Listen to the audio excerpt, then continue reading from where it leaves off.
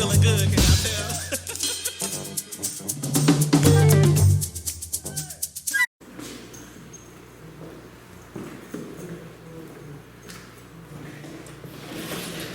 Hotel family, my name is Brother Larry. I'd like to welcome everyone to the Brooklyn William Mackey Jr. History Club. We meet here every other Wednesday in honor of William Mackey Jr., El-Haj Malik Al-Shabazz, Amos Wilson, Louis Ray Rivera, Minister Khalid, Brother Hassan, and the late great Alton Maddox, who just made his transition, Brother Gil Noble, Dr. Ben, Dr. Clark, Ivan Van Sertima, Professor Simmons, Sister Leola Maddox, who drove an old car from Teaneck, New Jersey to the United African Movement because she believed in bringing people together. That was her goal at the UAM. So we never want to forget these people. For the people that came in on the live here over audience that support the Mackey's group, give yourself a great big hand. For our people in the Zoom family, give yourself a great big hand for tuning in and supporting the William Mackey Jr. History Club. Brother James is going to bring the camera over to the Amos collection. We sell these books to help Brother Sababu in African World Info Systems so he can continue the great work of Amos Wilson. Blueprint for Black Power. It's a big read. Amos's latest, done by Sababu, The Psychology of Self-Hatred and Self-Defeat Toward a Reclamation of the African Mind. Amos's classic, African-Centered Consciousness versus the New World Order. Black-on-Black Violence, The Psychodynamics of Black Self-Annihilation in Service of White Domination. And you hear every talking head, every politician, every phony baloney, everybody running their mouth on black violence and why we doing this and why we doing that, big city mayors and plain old creeps running their mouth, but they never mentioned Amos's classic. Issues of Manhood in Black and White. The Developmental Psychology of the Black Child. Awakening the Natural Genius of Black Children. Falsification of African Consciousness. And in honor of Louis Gray Rivera. Jazz in Jail. And we have Earl Ponder revealing the unspeakable Bible verses. S.K. Damiana, Distorted Truth, the Bastardization of African Cosmology, and Sister Empress Jamaica on the Color Crisis. So we have these books. Now, Brother James, bring the thing over. We have the transfer agreement in honor of Brother Harold. I know nothing about this book until Brother Harold mentioned it, and he left us too soon. The Lost Jews, Last of the Ethiopian Philosophers. I picked this up when they was bringing that information on Hebrews and Negroes. Charles Hamilton Houston and the struggle for civil rights. The groundwork. You got a whole bunch of people trying to claim civil rights and ain't pay no dues. The African American in America paid a lot of goddamn dues. With blood, sweat, tears, and death. And a whole bunch of people is trying to claim it. Charles Hamilton Houston. Dr. Randy Short, Slavery Mastery. The impact of religious slavery revealed in honor of Dr. Randy Short.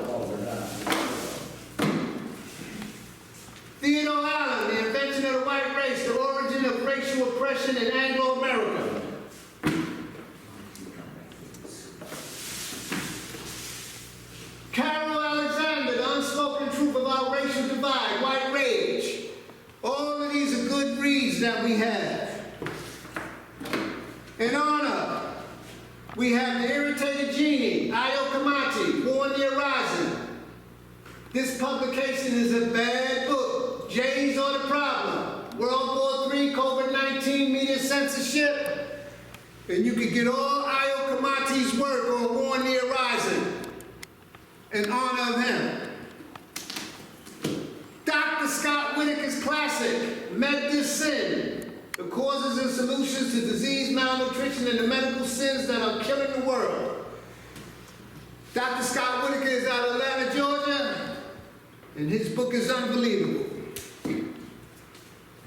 Causes unknown, the epidemic of sudden death in 2021, 2022, and 2023. Just add another year. Michael Down, forwarded by Robert Kennedy. He was an analyst for BlackRock, one of the largest investment companies in the world. And you see BlackRock hanging out with Biden now in the changing of what's going on.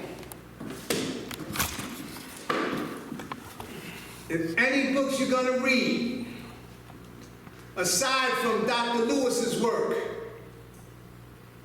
The Real Anthony Fauci, Bill Gates, Big Pharma, and the Global War on Democracy, this is the creme de la creme. And Dr. Joseph McCullough and Ronald Cummings, The Truth About COVID-19, Exposing the Great Reset. So we have these books, family. And it's up to you, the global black community, to do the research and read and take what you need. Now I'm going to have some community events. Whoever's logging on, please mute yourself.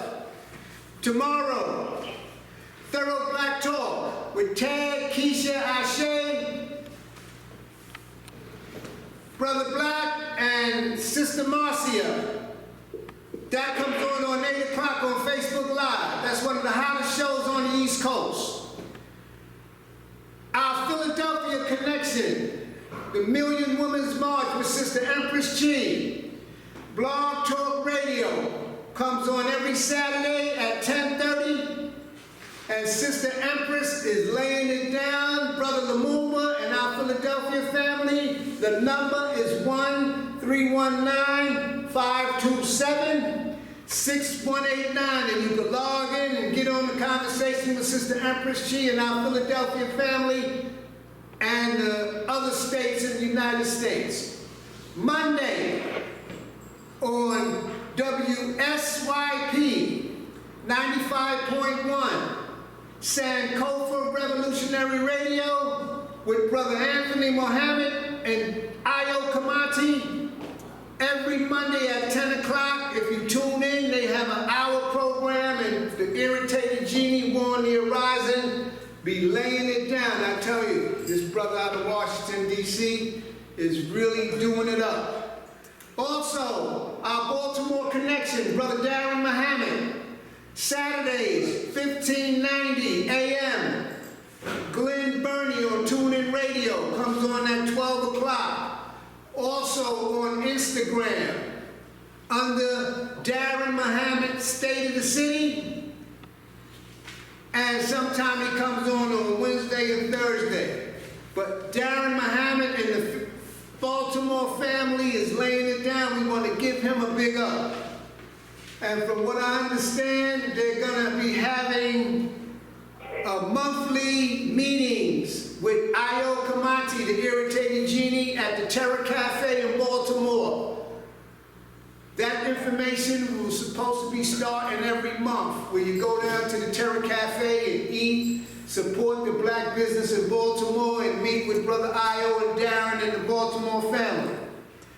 Also, every Tuesday, Dr. Aline, Your Immunity Program, 7 p.m. and Califani Radio. If you put your information in the chat, I will send you the link, and you can tune in on Tuesdays at 7 o'clock. Dr. Aline has an excellent program. Now, can you mute yourself? Can you mute yourself on the Zoom audience, please? People do it. I'm calling the police. They can hold you if you find out which of these pennies you deal with. Oh, no, please. If you involve the police, you're going to bring unwarranted publicity. Very confident family. Okay. Every Friday, African Echoes, our Newark, New Jersey study group with Brother Truss Graham and Brother True and Brother Danny. That's the Friday study group.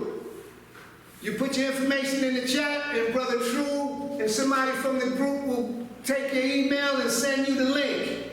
That's African Echoes, Newark, New Jersey, every Friday at 8 o'clock. Also, on Saturdays at 1:30, the History Hitmen with Brother True and the mobsters out of Asbury Park. The History out of Asbury Park, they're doing the destruction of black civilization, and Brother Truss Graham is the mediator of that study group, the Know Thyself study group out of Asbury Park with Brother True, Truss, and the family out there. That's an excellent program. And when you think you're doing some good study, when you get in there with Truss and the family, you get a whole nother deal of it. Also, I was listening to Minefield today with Dr. James McIntosh. It was an excellent program on spirituality. That comes on 2 o'clock every Wednesday, 99.5 WBAI. And if you go into Simultap, Dr. James McIntosh and Sister Richard Dean Theodore, they're having a program this Saturday, I believe. So if you go into Simultap, you can get some more information on that. The Community Cop program every Tuesday at 5 o'clock on Manhattan Neighborhood Network. Mike Graves, Noah Leader, and Julian Harper. That comes on every Tuesday at 5 o'clock. So we have these programs and the avenues of information. Also, you can tune in to all our lectures from the Brooklyn William Mackey Jr. History Club on YouTube. Under William Mackey Jr. History Club, you can go into Community Cop on YouTube and get all those programs, except Dr. Lewis's classic. Dr. Lewis's classic, we have that video on hard copy DVD, because you can't get it on YouTube. They took it down. So ladies and gentlemen, if you wasn't here last week, we have the handouts from last week.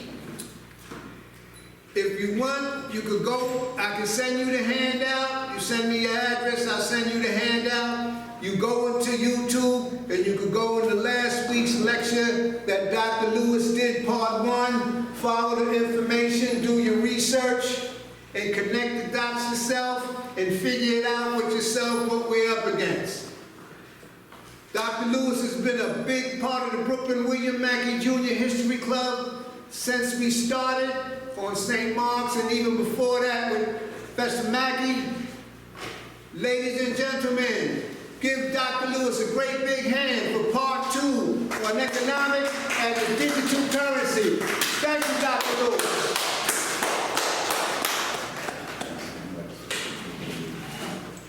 Thanks, Brother James, for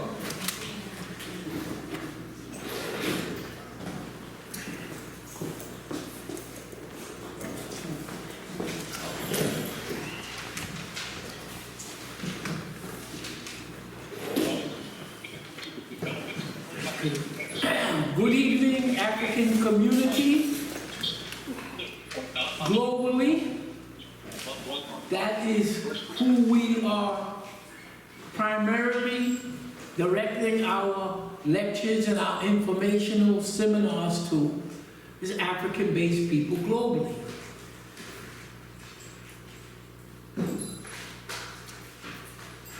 The presenters at Mackey's to the 3 are individuals who are attempting to, with a success, to give you information on different levels and at different types of consideration. What I would like to do is to extend my appreciation for you giving me the opportunity to come to you to talk to you. And I feel that it's an honor that you recognize me, to give me the opportunity to come to you, to give you information that may be of importance to you. The format of the information or lecture that I give at this particular point takes the form, as we have been doing, of a written handout, specifically done this way so that you will have in your hand something to begin to refer back to, or to help guide you on some areas that you might be interested in. And what I try to do is to concentrate on a type of current events, but connected to historical events so that we can get a cohesive recognition of what we're doing. The handout today consists of 3 pages. Each of you have the pages here, and they're there for you to study, to duplicate, to give you information. And the reason that I select what I select is because these are things that I feel that we need to be studying up on, and these are types of subjects that they just do not present to you in the mass media in the United States, because we're here in the United States. So these are things, they say, well, Dr. Lewis, why do you choose this? It's because these are informational pieces that we all need to be informed of, and they don't want you to know. So they blank it out. So that's why I do it this way.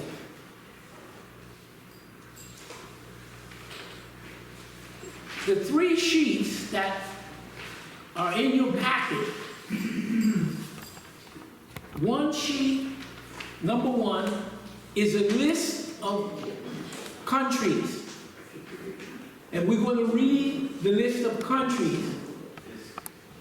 And the purpose of presenting it this way is I wanted to be able to show you how the world is lining up globally on certain issues. The second sheet of the 3 handouts, it's a schematic map of the globe. And I'm just going to get up. You have it here, and I'm going to go through it here, and then we're going to reproduce it here. So I'm going to go to the map. And that map that you have, that schematic, comprises this part, this representation of the globe. And that schematic is dealing with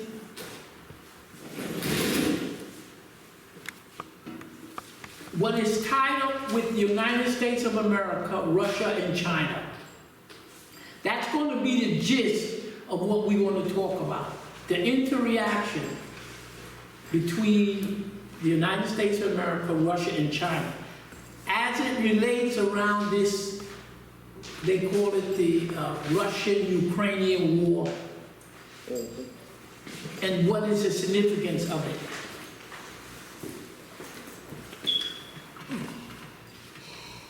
The 3rd sheet here is dealing with how the United States of America has dealt with Africa and has dealt with Russia. And the reason that I'm centering on Russia is because of the Russian-Ukrainian war is beginning to illustrate to the world that certain types of informational facts that is presented to you is not correct.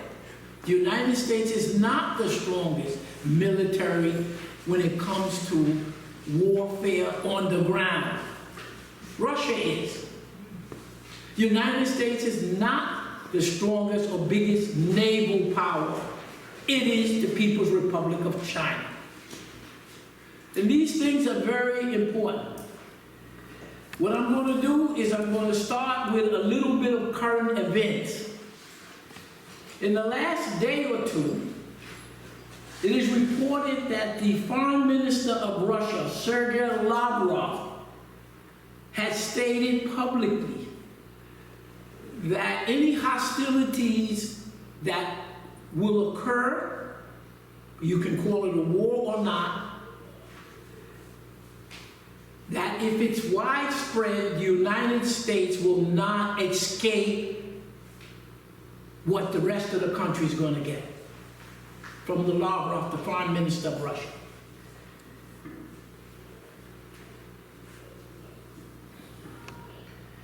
The second thing is there have been some drone strikes into Russia, the capital. And also there seems to be some type of military incursion into Russia across the border from Ukraine.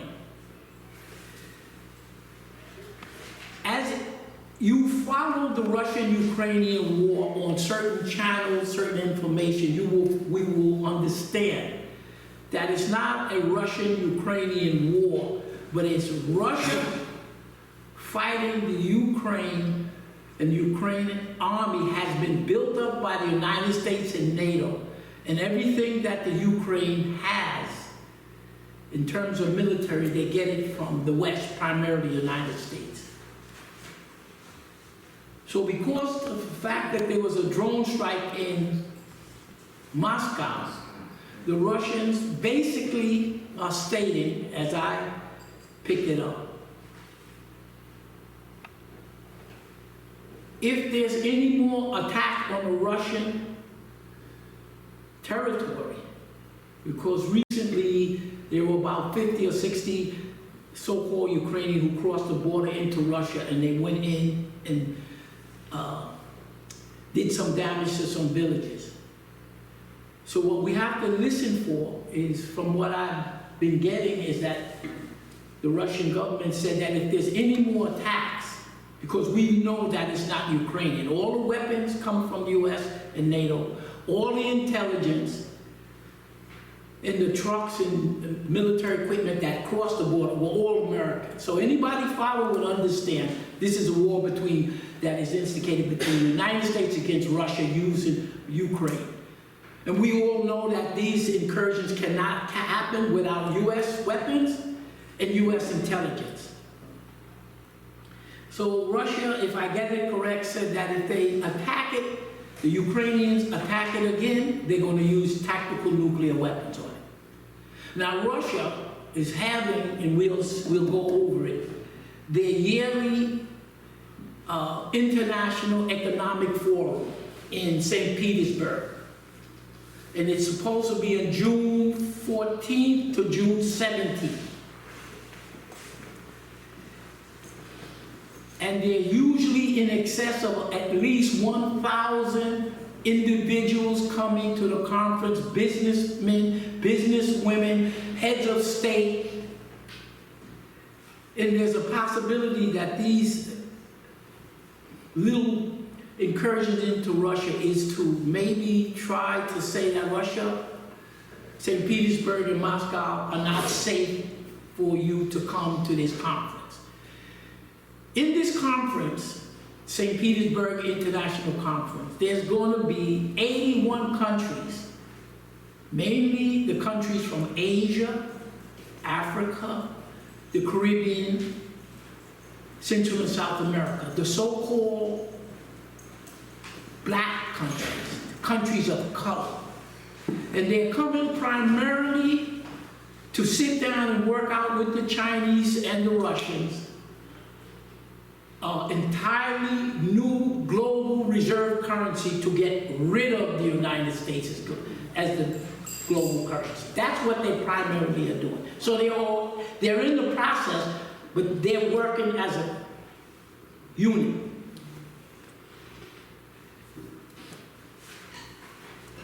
When this Russian-Ukrainian war broke out, the United States were going around the world asking countries to side with the United States, the West, against Russia. And in the UN and other activities, as a general rule, I'll use the African countries as an example. Of the 54 African countries, half of these countries said they will abstain. They're not going to take sides between the West and Russia. The other half side with Russia. So what you now have is, you have the United States, and I'll give you, before we'll get into the chart here, I'll give you an analogy that one of the bloggers, ex-CIA from US government stated. It's no longer a unipolar world with the United States and the white running. There is now movement towards a multipolar world. And one of an analyst says, in his opinion, it's really a bipolar world. And the way he explained it was, you have the lily white countries headed by the United States. And the second part of the global world is all of the other countries of color. And he said the thing that unifies, I mention it because it's very unusual to hear a white man who used to be in the government to lay it out this way. That's what's happening here. So he says, one pole is the lily white countries headed by the United States. The other goal is the rest of the world. And Russia is now part of the rest of the world. And he says that rest of the world is China. He mentioned Iran. And he mentioned India. And he said in all of the other nations in the world of color. And those nations of the world of color, the Africans, the Arabs, the Central South American, what they all have in common is that they all have been colonized by this lily white group of countries with the United States. Very important concept of what is going on here. Okay, so we're going to go in. I want to set that background. We're going to go into page 1. As usual, I'm going to read it because the information on 1 is for those who do not have the handout. And I'm going to read it so that you will get the connotation set. I just set it up to let you know that this is racism here. Okay. There are 4 columns, 1, 2, 3, 4. And what I've done is I've listed how the world, the big countries, most of the countries in the world are blocked together. They're in blocks. So it's on your left, when you read it on your left, the first column, I titled this page, The New World Multipolar Order. And in this column is the column of those handful of white countries headed by the United States. So that I wanted to identify so you understand how these blocks work. You have Canada, it's called a G7. Canada, France, Germany, Italy, Japan, United Kingdom, and the US. That's called a G7. That's the group of countries that make up the colonists who went around the world in the last 200 or 300 years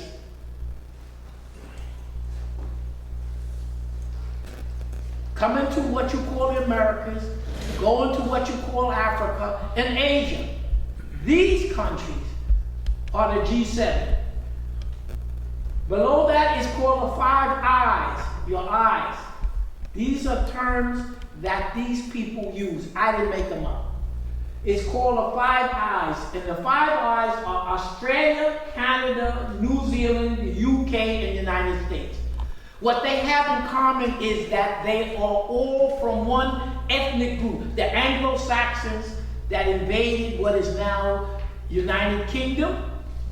And what they each have in common is those invaders that took what you call the UK from the Celts and the Irish. What these countries have is that New Zealand, Australia, Canada, and the US all Anglo-Saxon people who came to what is now Canada, exterminated the Indians, took the land. Came to the United States, exterminated the people, took the land. Went to Australia, exterminated the people, took the land, and New Zealand. So these Five Eyes are the 5 Anglo-Saxon countries that are countries because of what they did to the people. Their group that meets together is called the Bilderberg. That's the private group of these elites. Let's go over to the second column. So I'm going to list the groupings of how the world is grouped. Because if you don't understand it, then you won't understand how the world has changed and is going to change. It says, I titled it Russia. The St. Petersburg International Economic Forum is going to be June 14th through 17th of this year in St. Petersburg. And the essential thing is that 81 nations are going to meet, mainly the African, Asians, the rest of them, to restructure the global currency. They're getting rid of the US dollar. You come down on that same column, you have the Eastern Economic Conference in Vladivostok. Russia has 2 major economic conferences, one in the east, one in the west, in St. Petersburg, and one in Vladivostok, on the other side of Russia. Then you have the BRICS nation.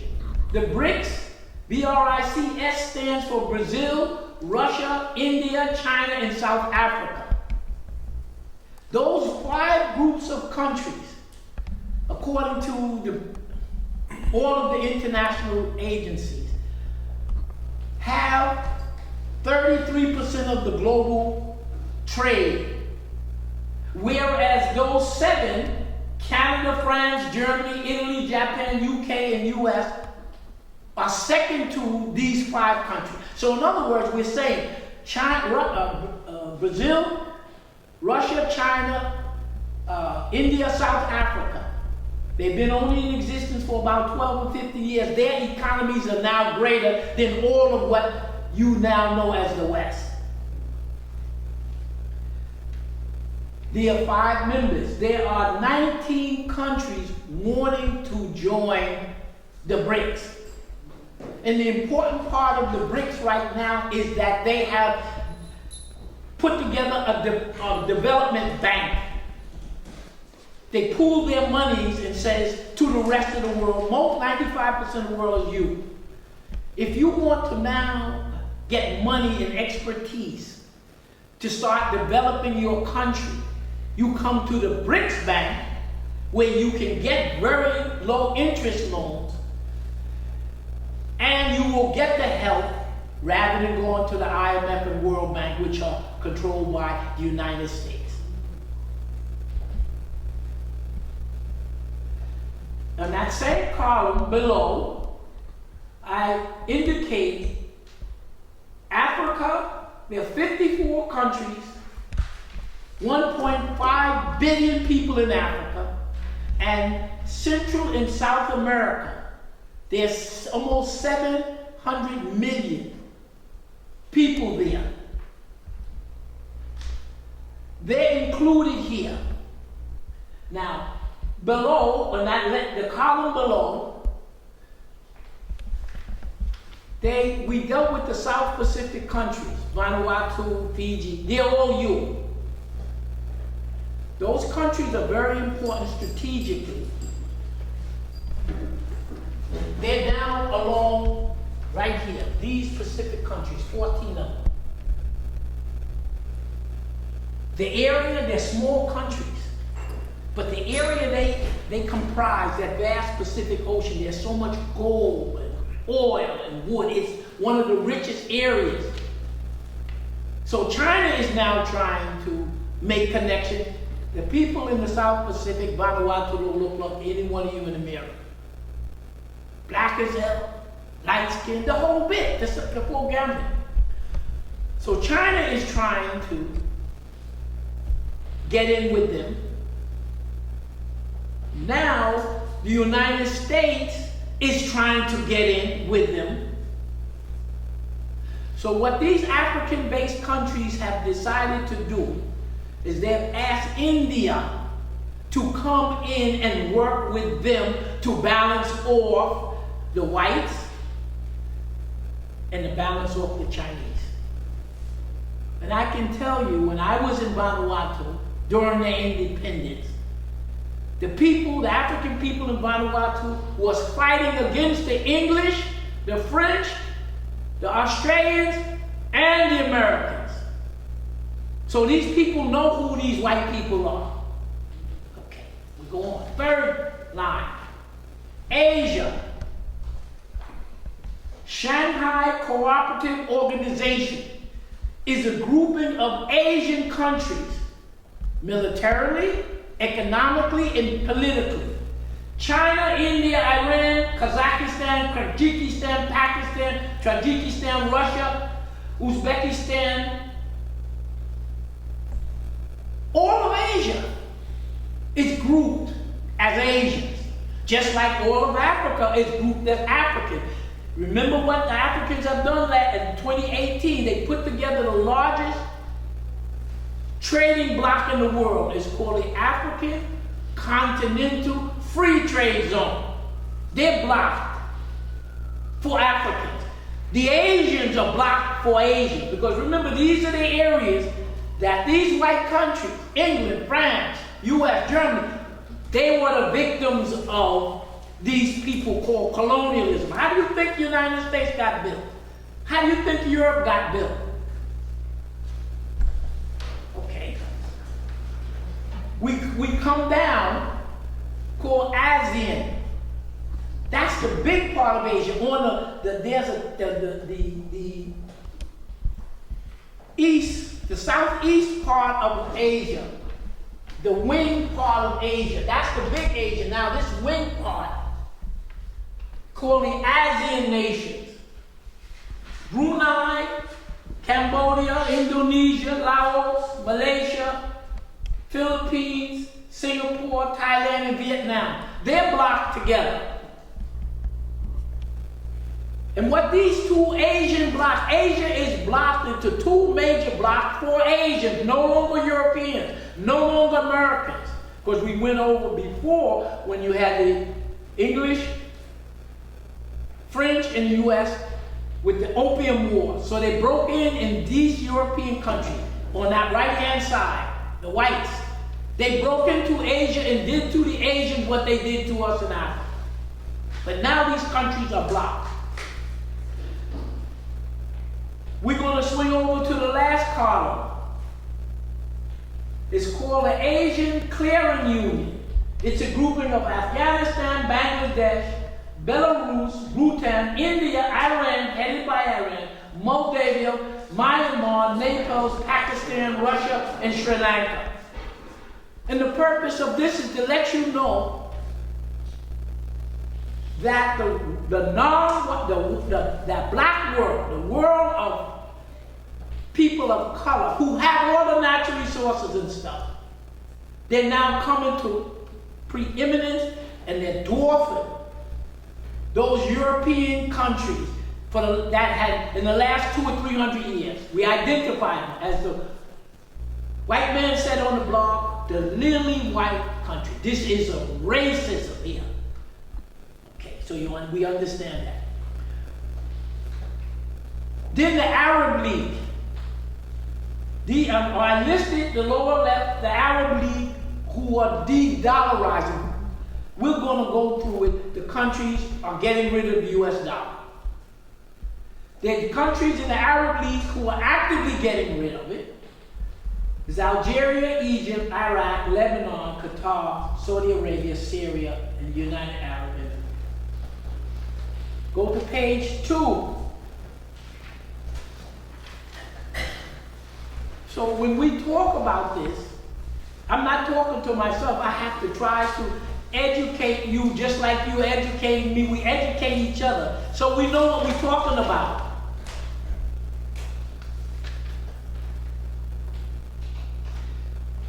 It's a map. And in this map, I drew schematically what's here.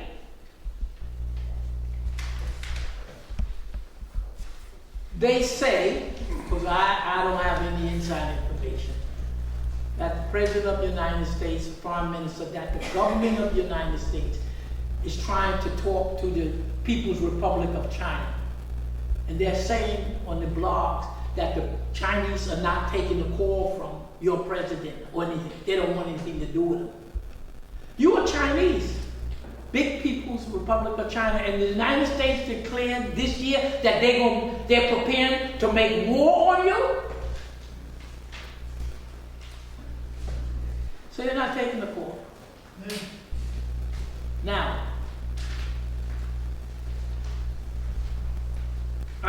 this chart, I'm going to go through it here, because that's what's important.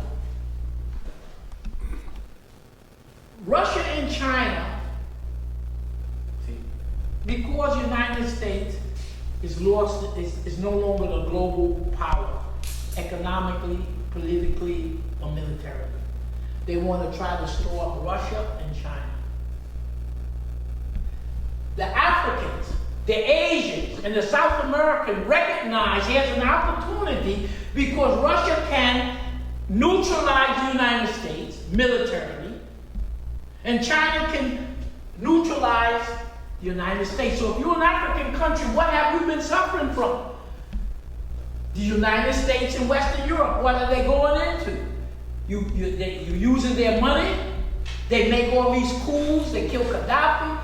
They make problems in Sudan. So we're still suffering from that military, because remember, before we gave you the map of the number of bases that the United States had here. So if you don't fall in line, the United States will say to your African country, we'll cut you off from the SWIFT, being able to do things. We'll do a coup on you. We'll assassinate you. In other words, a gangster.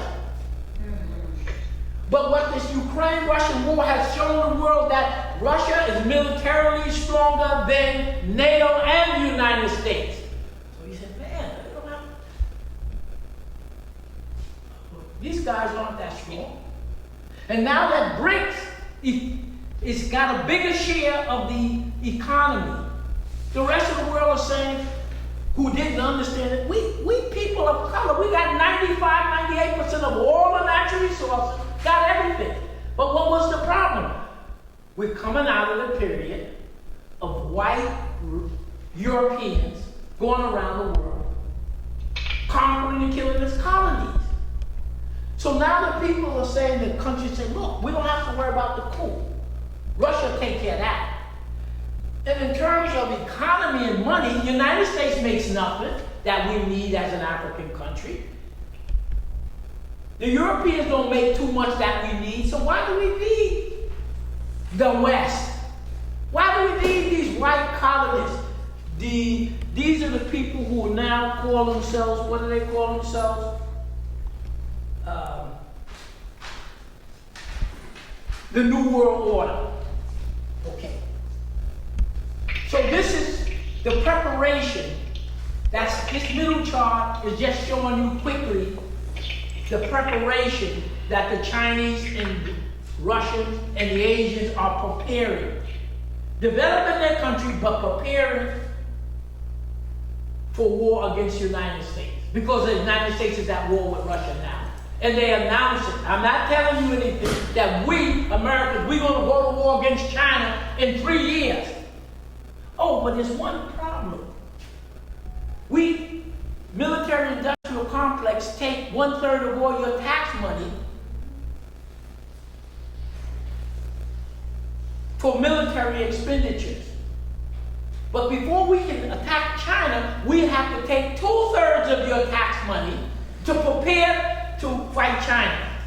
So they're going to strip you clean.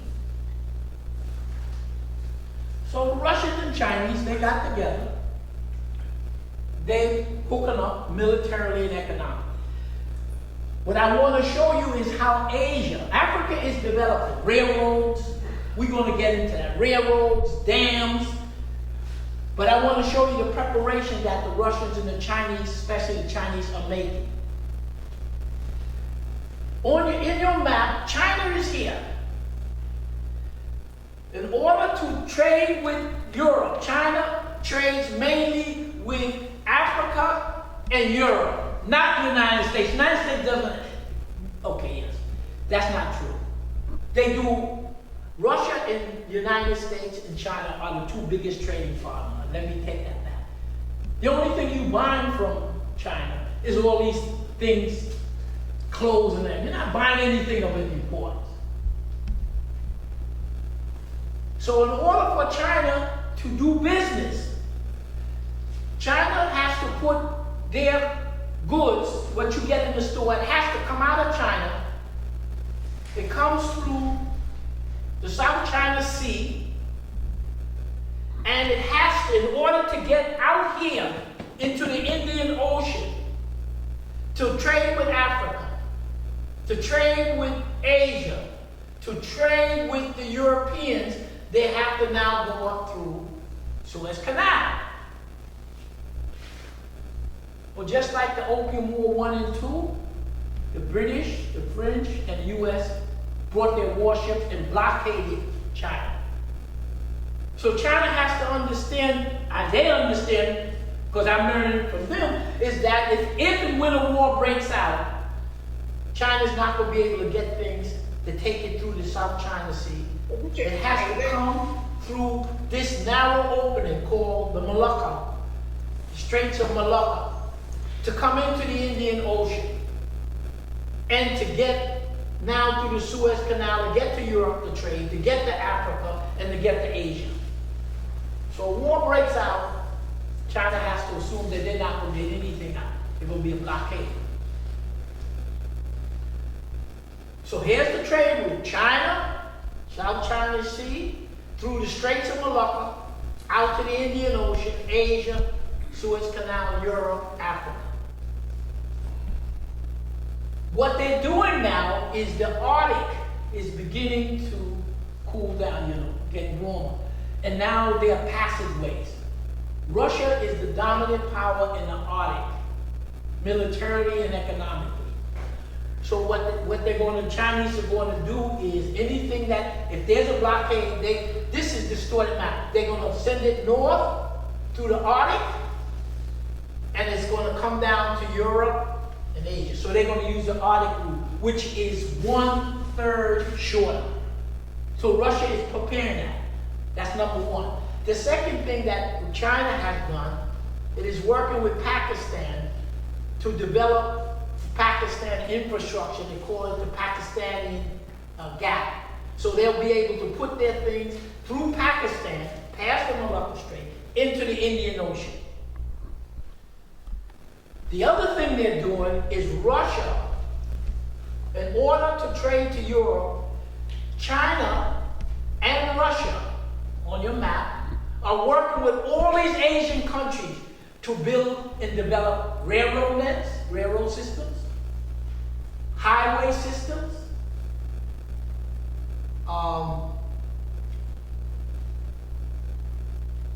gas pipelines. Russia, China needs gas and oil.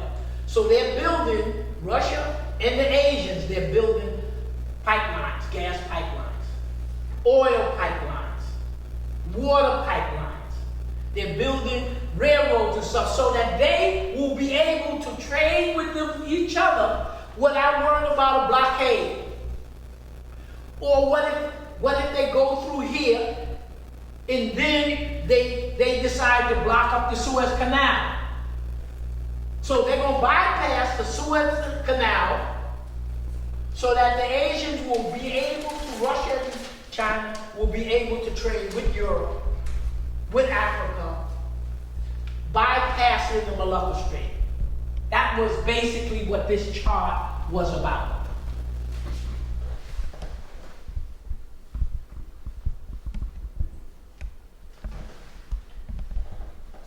The second part of this chart, so you got the gist of it. All is just showing you they're preparing. On this page here, when you look at it, on your left corner, you see a schematic of the United States. Okay? And in the schematic, I'm only drawing what is in the public domain. The United States complained. Remember what Lavrov said. Any major problem, the United States physically is not going to escape whatever everybody else gets. Now, we're not talking about ICBMs. What they're saying now is that on each side of the United States, in the ocean, there are Russian submarines, nuclear weapons. They have something they call a Belgorod, some kind of device that Russia can explode, cause a radioactive tsunami, knock out the East Coast, knock out the West Coast. This is what they're saying. The United States complained that the Russian subs are there. They may have planted what they needed to do it. And the other thing is, they have what they call hypersonic missiles that travel about 10,000 miles an hour. They put a ship off of the latest cruiser off the 300 miles off the coast of the United States. And what they did was they put the ship here and they put a target, and this ship shot a hypersonic missile and blew up whatever ship they put there. That meant that ship, if they rotate it over 300 or 400 miles from the United States, when they shoot the missiles, will hit the United States in about 2 minutes. So they're demonstrating, not to me or you, but to the United States military. You see what's happening here? Now, if you look at this, the left-hand side, look down to that corner. You see two schematics of two planes. They're called, the two below, 160. Russia has fighter bombers, the largest fighter bombers in the world. The fighter bombers travel these two big aircraft.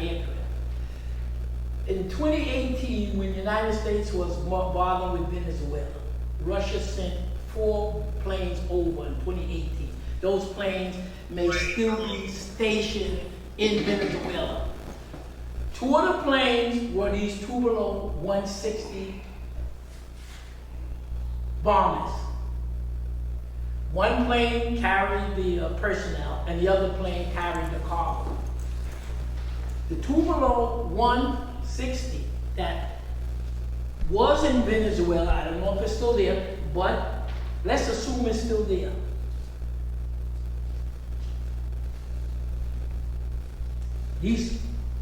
What they do is they fire cruise missiles, atomic cruise missiles.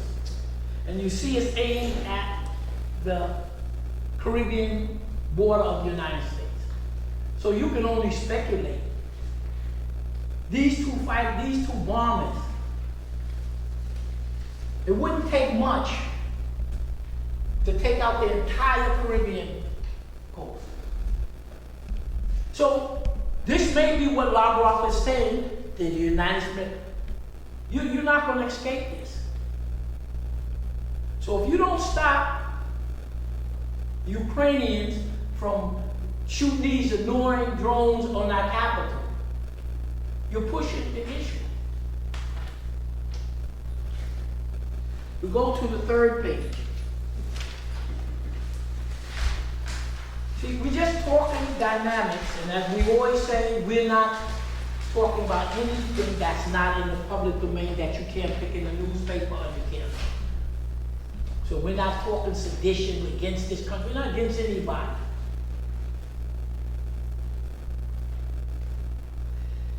In the third sheet, on this side, the left, Europe and the United States, 1600s. What did Europe and the United States get from Africa?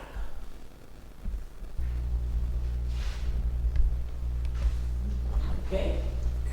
You have African enslavement. They ripped us from the continent. Unskilled labor and skilled labor. Who do you think built Washington, D.C.?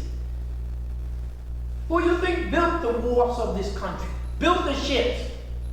Who do you think grew the food? Africans grow food. The Europeans don't grow rice and stuff. They took skilled and unskilled labor to build the country, this country. The Europeans took us.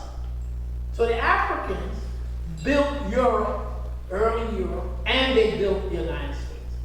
That's what they got from you. Skilled and unskilled labor. They also took your technology, cloth, material, and textile and metals. Because the Industrial Revolution in Europe began after they brought you here. That same industrial capacity that the United States possessed in 1954, that they then shipped over to China and industrialized China, that was your stuff. So without African enslavement and the raid on Africa, you wouldn't have a country, what you call America. What did they steal from us? And we're just now beginning stopping the theft for the last 200 or 300 years. Oil, gas, wood, coal, uranium, minerals, fertilizer, food, grain, and medicines. That's what they took from you. They've been stealing from us. When I was in Senegal, go to the port, they take a tree. The diameter of the tree is bigger than this room. So when you look at this, say, what happened? Who decified? Who took away all the trees that gave us the Sahara? I don't know. But when you look at all of those trees, and you look at any of the capitals of Europe, where do you think, and over here, what happened? They constructed Europe. After World War II, they used your natural resources, your copper, your metal, everything. They rebuilt Europe for the second time. They built up South Korea, they built up Japan, Taiwan, and the United States. How do you think Taiwan, they had a Korean War. After the Japanese were kicked out, the United States and the West came up south from the tip of Korea and went north. And the Koreans, backed by China and Russia, came from the north and they met. So you had the Koreans after the war, the North Koreans backed by China and Russia, and the South Koreans backed by the United States and the West. They made an agreement that they would let the two Koreas work out a unification. Russia and China let the North Koreans work it out. The United States refused. We're taking the Korea. For us, who runs South Korea? United States. who made their Constitution, United States. Where the hell did they get the rubber, the tin, the copper to build up the industrial base of South Korea? Africa. Where do you think they got the rubber tin to build up Taiwan? Because Taiwan was under Chiang Kai-shek.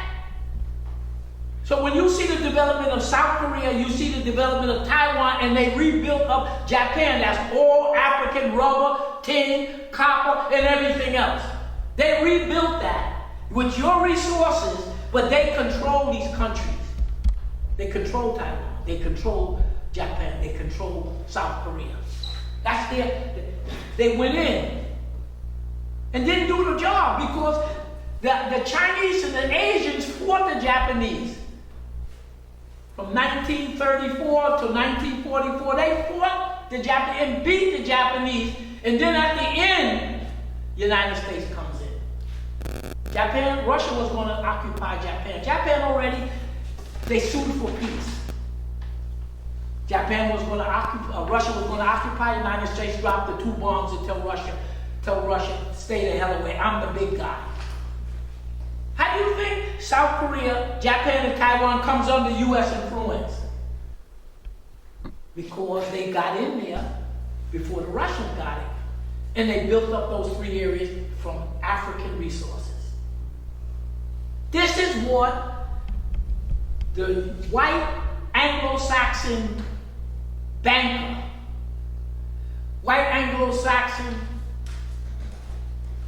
capitalist corporation leader who runs the United States, only because you built up the country to become a country. The cotton made the United States. So this big, powerful, rich corporate structure, it wouldn't exist without indigenous land and wouldn't exist without what the Africans have done. Do they share? Of course they don't share. This is what the rest of the world is saying, no more. And that's what United States and NATO are fighting like hell. No, we want our colonies. We're the World Economic Forum. They tell you who they are. White Anglo-Saxon Protestant bankers and businessmen who run the domestic and foreign policy of the United States. They run the domestic foreign policy of Britain and Australia. You think you have a democracy. You don't have it. So without Africa, you wouldn't have a Europe. Look, when you see pictures of how built up London is, and France and Spain, that's all your cement, your wood, and everything else. But no, we're not going to get any credit. You think you'll get any credit? So the rest of the world is saying, okay, the world is changing. You, United States, are not going to run the world. You, the English, the French, all you colonists, those days are over. Russia and China are now saying they want to run their area. Everybody wants to run their area. That's what they call a multi-focal world order, not a unipolar, a multipolar. Russians gonna do what they have to do with the Chinese and the Asian and do what we have to do in Africa. Why the hell is everybody else gonna come to the continent and steal everything? And then you're niggas. You're nothing. Your aunt and uncle solely to each other. But one of the things nobody wants to mention that's in this government, the damn racism, the extermination. No, we didn't do that. We voted. You sent Barack Obama, you sent, what's this guy, Meeks, in this area? You send this vice president, go to Africa and tell them, you better side with us. Africans pull out the map and say, you see what you did to us? Please go. You don't want homosexual. When Obama was there, they had Obama trying to tell the Africans they need homosexuality.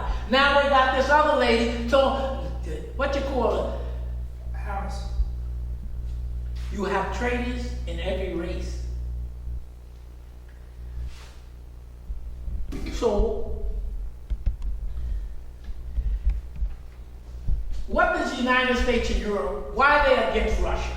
We mentioned some of it last time about what after World War II, Russia, what was Soviet Union, was the only governmental agency, or it was structure, that was powerful enough, military and everything, to challenge the United States.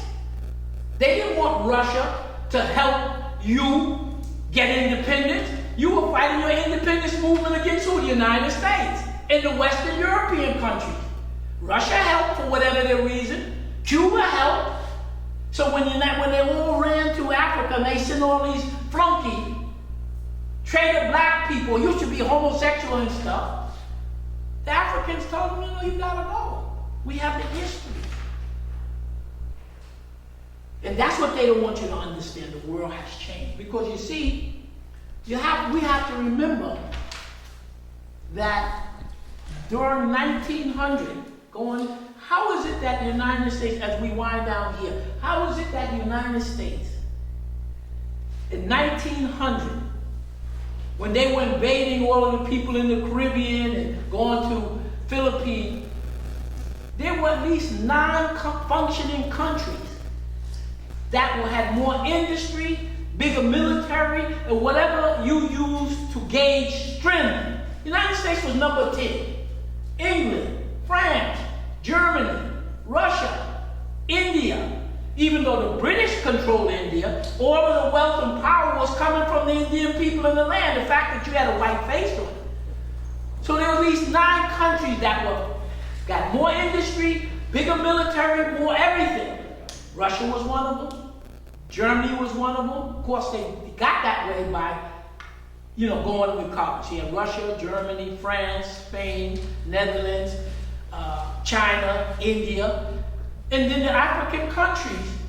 They had their industry. When they always talk about globalists and global act, they make believe the people living in Central South America didn't have government. They make believe the Africans didn't have government. They only talk about white people. So how does the United States go from number 10 in 1900 and now 1945 they're number 1? Because the Europeans fought among themselves. All of the big countries fought each other. World War I, World War II, they were destroying each other's industry, etc. So I just want us to remember that who's we? Smedley Butler told you, it's a handful of businessmen. We gotta fight China. Why? Because you no longer Bilderberg Group, Five Eyes, World Economic Forum. World Economic Forum, they tell you we're white Anglo-Saxon men, and men, not women. And we were the ones who used to run the world. We had China as a colony. We were stealing from this one. We're stealing from everybody. We get a chance today, or we do it the next time, we'll review how the United States got here. After World War II, the United States used World Bank and IMF to economically control you. They used NATO and the military to militarily control you. And they created the UN to politically control you. All of that's changing. I want to end at this point by going to the 3rd page and let us end this before the break. We're going to I listed a few things. Let's discuss it quickly. I'm going to talk about it, but then when we do the question and answer, you're going to talk about it. You're going to answer the question. But we're giving you the format on this side of the page 3. So what is Europe and the United States, why are they bothering Russia now, and we went through before all of the things they were trying to do against Russia before. Oil, gas, wood, coal, uranium, minerals, fertilizer, food, grain, and stuff. Europe has never been able to feed itself. United States would never be where it was here. Because after World War II, remember what we said after World War I, the United States helped England, their cousin, but England had to give them gold. Russia had to give them minerals and stuff. World War II came, The whites here helped their cousins white there, but the England had run out of gold. So the white Americans said to their cousins, you don't have any gold? Give me a piece of Africa. Remember, they call it colonial preference. Colonial preference. What was colonial preference? It meant that Britain, who had control over India, Nigeria, Ghana, and South Africa, they kept the taxes so high to prevent the other European countries from being able to come in and do business in the colonies. That's what made World War I and II. They were fighting over African colonies. So United States, when they had Bretton Woods, we'll go through Bretton Woods, the United States said to their cousins, you have no more gold, but this is what you do. Give me a piece of Nigeria. Give me an opportunity to dig my hand into Ghana, into South Africa, called colonial preference. You can't pay me gold, you give me a piece of the action. That's why. So when you go to talk about United States got business in Africa, they didn't build a damn thing there. They got in, they were stealing from Africa, colonial preference, all the natural resources. They built Japan, they built Korea, and they built the United States. United States, one of their main oil supply was from Venezuela. They've been stealing Venezuela's oil since 1918. Theft. They don't want the theft to end, so they're up in war. We got to stop Russia. Russia is... Okay, so on the question and answer, well, the next time, the thing is the US dollar. And we're going to go into it now, quickly. This here. US economy. They say on the TV, oh, they never defaulted. Well, you go back and you find that in remember, what's his name? Theodore Roosevelt. Remember they made it illegal to own gold. They were taking all the gold from it. Made it illegal. They were piling the gold up so that they could use that as a gold to back the U.S. currency to become the global currency. They defaulted on the Treasury notes in 1936, and then in 1971, when the dollar was the gold, the dollar was the global currency, it was backed by gold. Okay? The United States was printing up so much money, the rest of the country says, look, you're printing up too much money, you don't have enough money enough gold to print out all these paper money. So the countries, not African countries, the European countries, a number of countries, they say to the United States, I want to give you back these stupid pieces of paper, give me gold. The United States didn't have the gold. They probably never had it. Nobody, they never showed it to anybody. So because United States print up too much paper money and didn't have enough gold to back it, they came off the gold standard in 1971. So the United States defaulted twice. 1936 on the Treasury notes and 1971. And then they went into the petrodollar. We'll go to that again. So they did default. Number 3, inflationary depression. We're in an inflationary depression in the United States and Western Europe. Inflationary depression means, I didn't make these terms up. Inflation keeps going up, and depression means you don't have any money to spend. That's why a lot of your stores now are closing. And they're saying, like Target and the rest of them, they're saying the reason they're closing is people don't have any money. You can't lay off millions of people, print up all this money, and then you raise the real estate, you raise all of everything on them. They don't have any disposable money. Plus, you done maxed out everybody's credit. So a lot of stores are closing. One, because of the fact that the people don't have the money. And the second thing they say is because of theft. Companies say the people are cleaning us out. Why would the people go on and steal? In the Bronx, where I work all around, Black Puerto Rican neighborhood, like most neighborhoods. Go into the drugstore, everything is locked up. You ever heard of flash something they call it when they seal off the street and then they go in and raid it? The country has broken down. You got three problems in this country. You have massive drug addiction, legal and illegal. You have gambling. We gambled the lottery ticket. We used to play the numbers. And the third one is, what's the first one I said? Drug addiction. Drug addiction, gambling, and homosexuality. You have so much perversion, homosexuality, and the man is this and the woman is that. It breaks the country down. After this country, the capitalism collapsed in 2023. We're in another collapse. The collapse before that was 2019, the COVID they used to cover it. So we all lived through at least the collapse now, 2023, the collapse in 2019, and then 2012. Each time the capitalist system collapsed, what did they do? They laid off millions of people. A lot of small businesses got they were lost, and they print electronic money and give it all to the corporation. 1/3 of all the big corporations are zombie corporations. You can look this up. I didn't make up any of this. I'm just picking it, like you pick your lunch and you're in the garden, you want to eat this. I pick.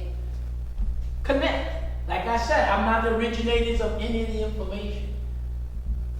But I put it together, like so many of us put it together. We all had to learn to put it together. Drug addiction. You have the homosexuality, gambling, and drug addiction. That's the culture. Not that me and you, but the government of the United States condoned it. COVID, lockdown COVID. What's one of the only stores can stay open? The alcohol, and of course the drugs flow. Okay? You laid off all of these people.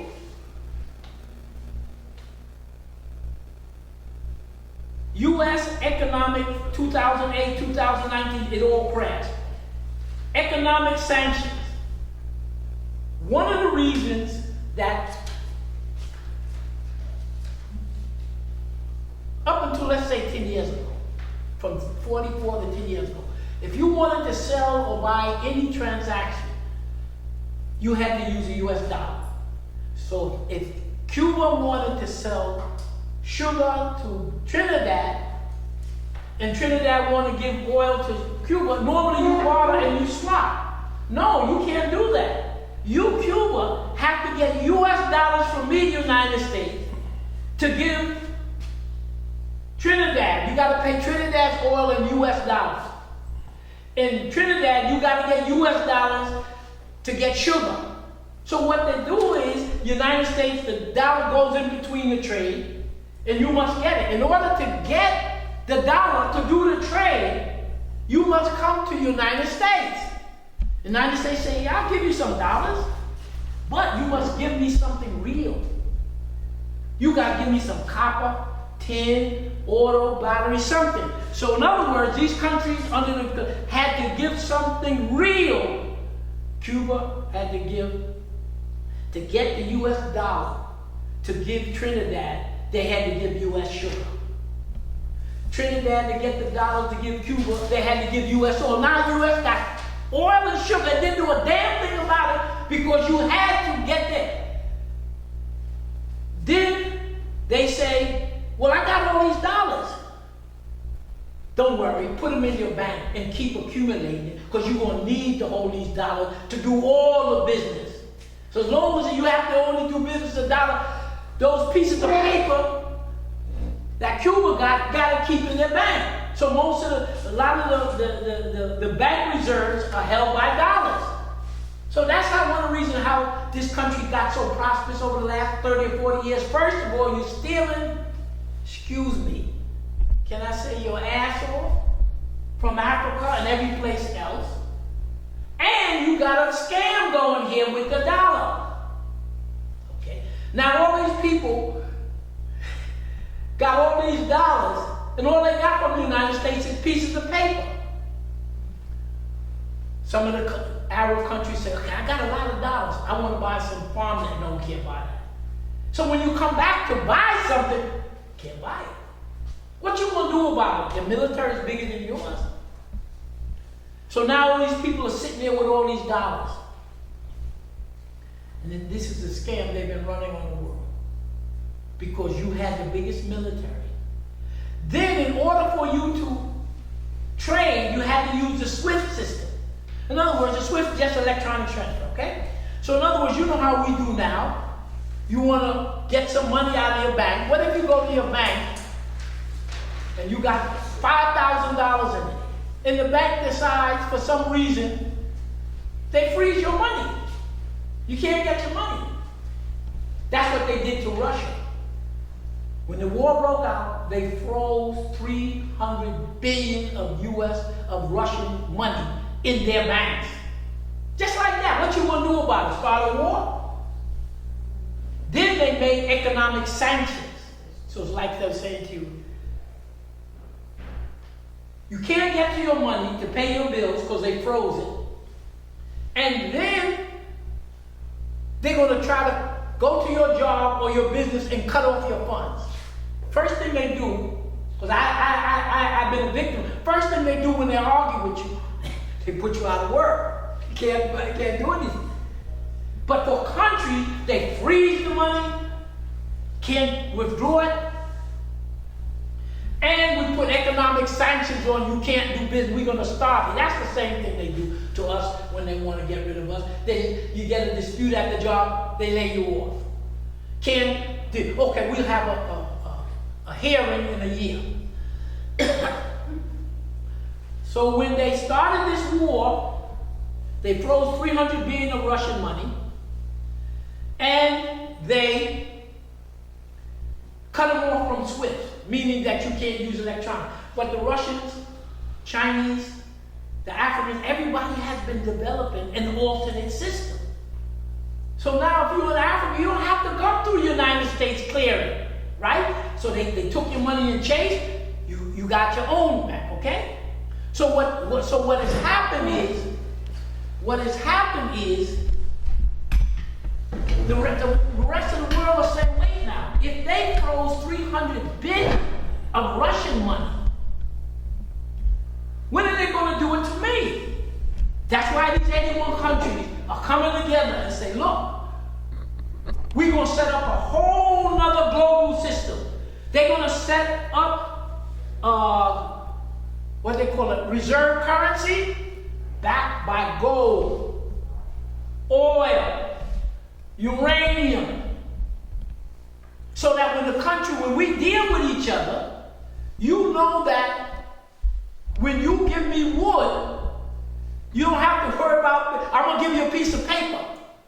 But you know you can take that paper and get some oil from me, okay? So when the new currency is not like this crap that the United States give you and you accumulate in your bank. It ain't going to accumulate because they're not going to use it anymore. So if you're a country, you're going to deal with another country. You're going to use barter. You're going to use electronic transfer. You're going to use whatever you got, because the Africans say that in the next 5 years, they're going to have a global continental currency. So when we're in Ghana, Nigeria, so if we're in Ghana, we can use the Ghanaian money, or we can use the West African, Africa's cut up into North, West Africa, East Africa, Central, and South. So we're in Ghana, we'll be able to take the US dollar and then get Ghanaian money. Then you can also get West African currency money. So you can have money from Ghana, you can have money from the West African group, which is the same, and you can have money from the continental money. You get what I'm saying? You got three currencies of paper. In Africa, I'm going to Ghana, I'm going to take this US dollar and I'm going to get me some Ghanaian money. But because I want to go to Benin or Togo, well, that's not Togo's not in West Africa. I want to go to Benin, I'm in Ghana, I want to go to Nigeria. So what I will do is take Ghanaian money. Then when I go to Nigeria, I'll get some Nigerian money. And then eventually, there's going to be a global currency for all of Africa. So that you'll be carrying Ghanaian money, Nigerian money, and you'll be carrying African currency. So, Wherever you are. wherever you are, they get rid of the French franc. There's no French franc. They get rid of the French franc. They get rid of the U.S. dollar. They get rid of the British pound, the euro, and the Chinese stuff, African stuff. So if everybody back here, Uganda said that they just discovered gold. They got more gold there than the rest of the world. If you look at the country, who has the most gold? Africa doesn't. No, the countries who have the most gold in the It's not a country. in the banks. It's not a country. Yeah. Okay. Continent. Let's get the concept. The United States said they have so many tons of gold. England said they have so many tons of gold. France said they have so many. So when you hear these things, most of the countries that say they have most of the gold are European countries, but they ain't got no gold. Where did they get the gold from? They stole it from the indigenous people, the silver and gold here. They stole it out of Africa. That's where they get the gold. Okay? So what is happening now? You remember with Gaddafi in Egypt and Nigeria, they were trying to get the money back by gold, and they killed us. They stole his gold, they stole Libya's gold, and they stole his silver, and they took it. So this is what these countries are going to meet in. And what makes it possible is the fact that Russia is demonstrating to the rest of the world, I got this. You don't have to worry about U.S. It's bigger than the U.S. Now, so that's what they're meeting. A whole new currency. Why are you using the U.S. currency? And they're intermediate doing nothing. You just giving them stuff free. That's changing. That's what they're meeting for at this particular place. Let's go down, we finish it out, and then we can have the question and answer. Inflationary depression, U.S. economy, digital, economic sanctions, freeze bank account, SWIFT system. So now if you want to electronically do business, you don't have to go through the SWIFT system. Russia has their own, China has their own, India has their own, Iran and Africa is beginning to develop their own. So when we come to the continent, we worry about the US dollar. We worry about that. We got our, that's what's coming, that's here now, and that's what's coming.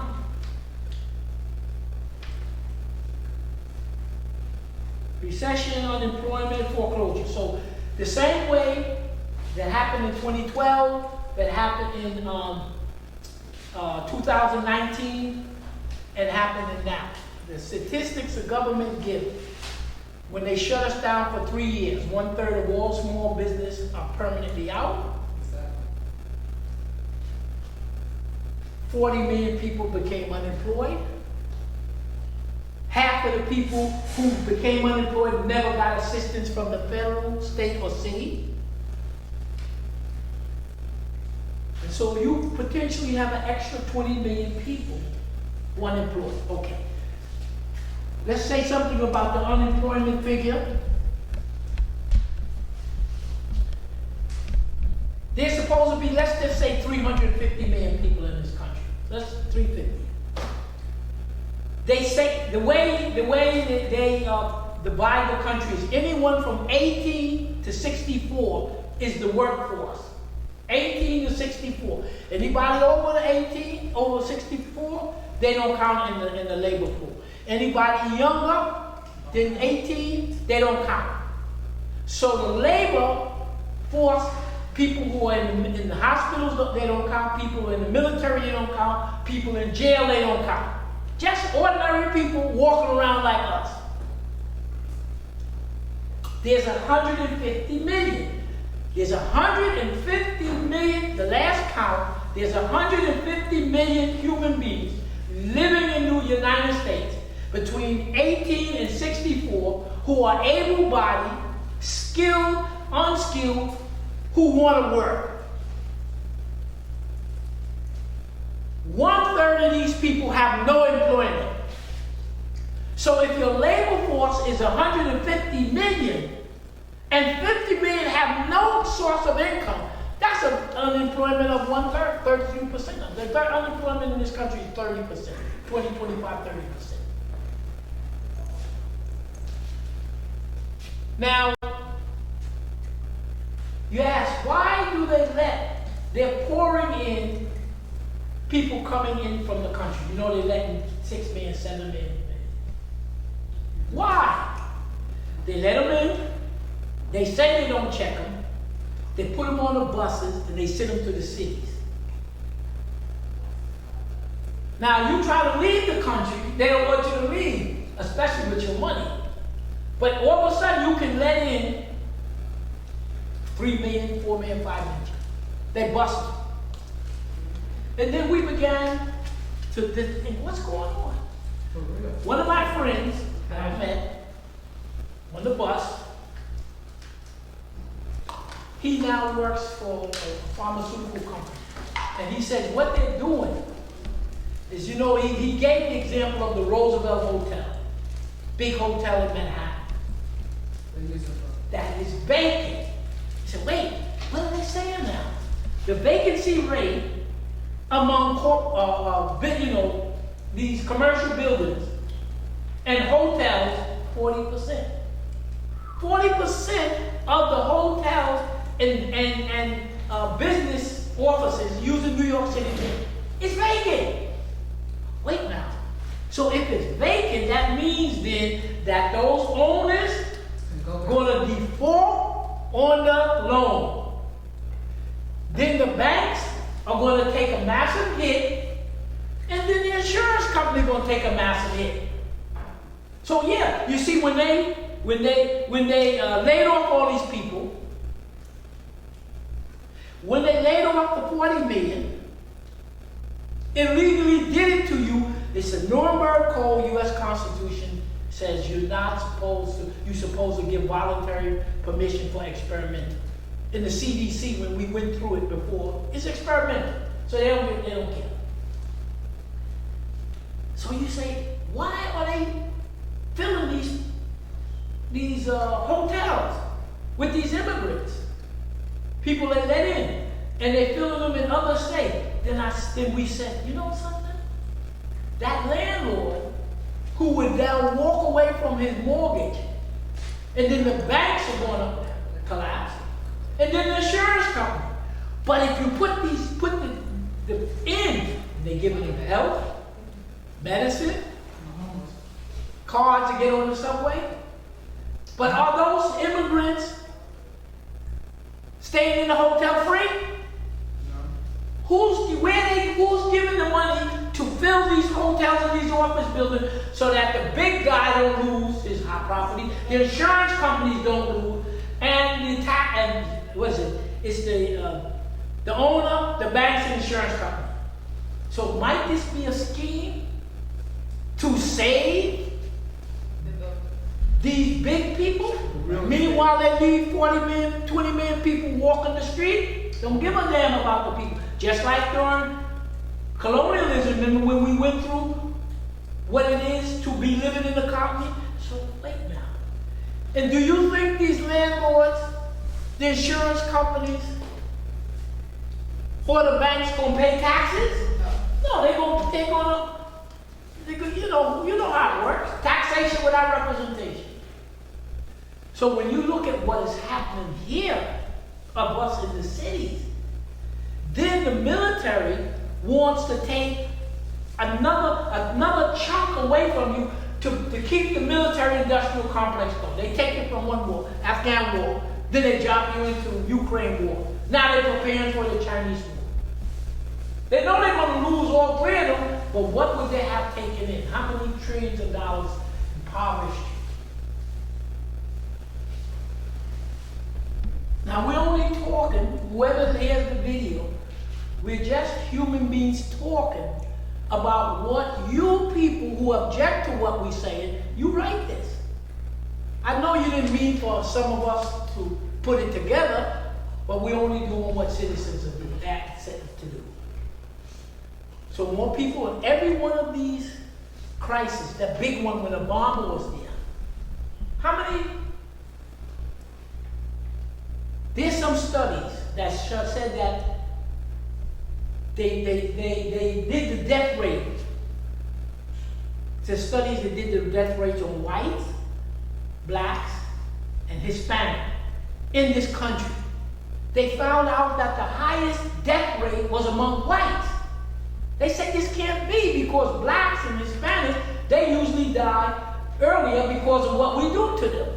Exactly. So what they did was, they couldn't believe it. So they said that they went into Europe to test the white population. They went to Israel. They went to Australia. And they found out it was only in the United States that the death rate was higher in whites in the United States, that it had gone through the regular cycle every place else. It So backfired on them. So you have to ask yourself the question, is this a special kind of deprivation that you're suffering here? And what was it that they're dying? They're dying, they call it the lost generation.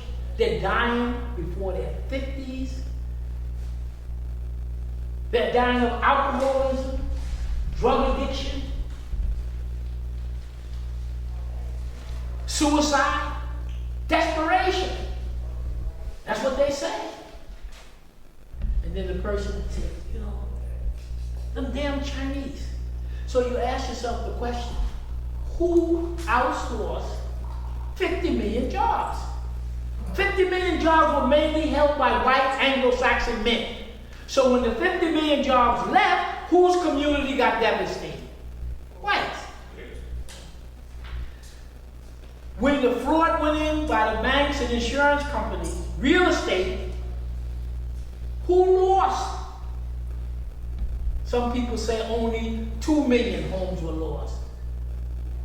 3 million, whatever the hell it is. Millions of homes were lost. Who lost most of those homes? Whites. So if you want to look at what has devastated the white middle class in this country since they started outsourcing during the 70s and now, you can point to the massive movement of jobs out and the massive homelessness. Okay?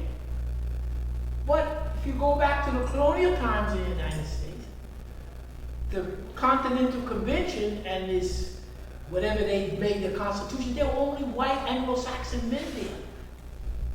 All of the Africans who were enslaved didn't vote. The white people in the community, never hear about the white. The white population in the colonies, none of them could vote. The only one voting, if you weren't a white male, businessman of connection, you made the rules and regulations. So you had Africans who couldn't vote, 98% of white people who couldn't vote, who they call indentured servants, but they were slaves. You Anglo-Saxon, you go in, you enslave the Celts, you enslave the Irish, the Wales, and the Scots. That's who they sent over. They were all slaves. You had white slave revolts before they brought us here. And that's why you have the situation that you have now in the country. Because the elite, that structure hasn't changed from colonial time. That's why they have no problem for a handful of rich men to get super rich by shipping out 50 million jobs, shipping out thousands and thousands of factories. And this is what you get. Y'all wanted Obama. Y'all hated Trump. Okay?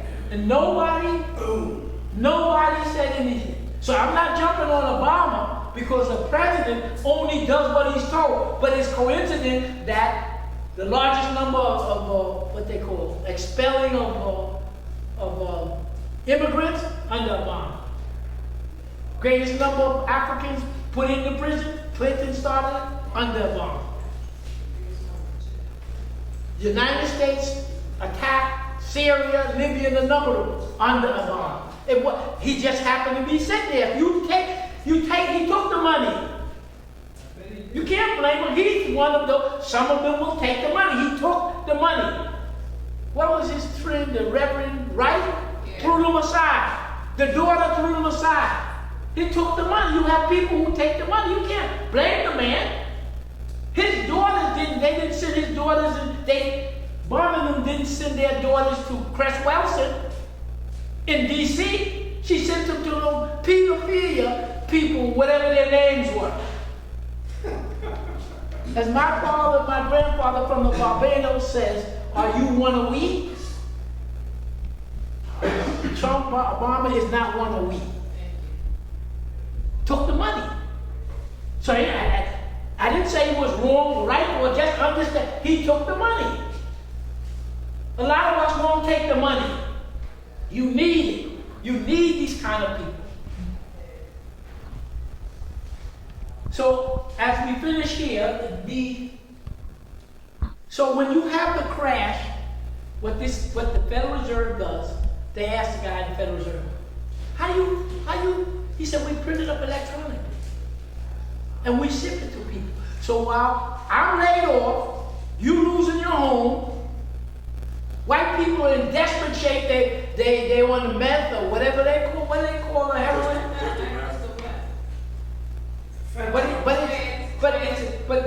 the base of it is the poppy plant, right?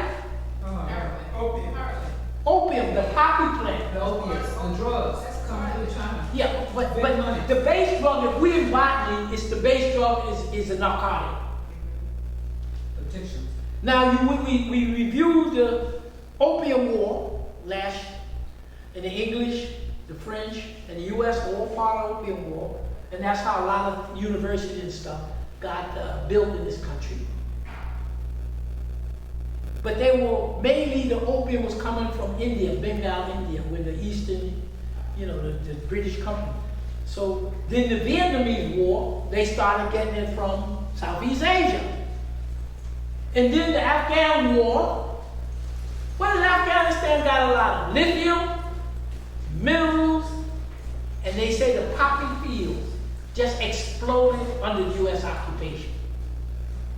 That's what the statistics show. The poppy goes to Germany and is distributed among the whites. Almost all drug addicts of narcotics is white.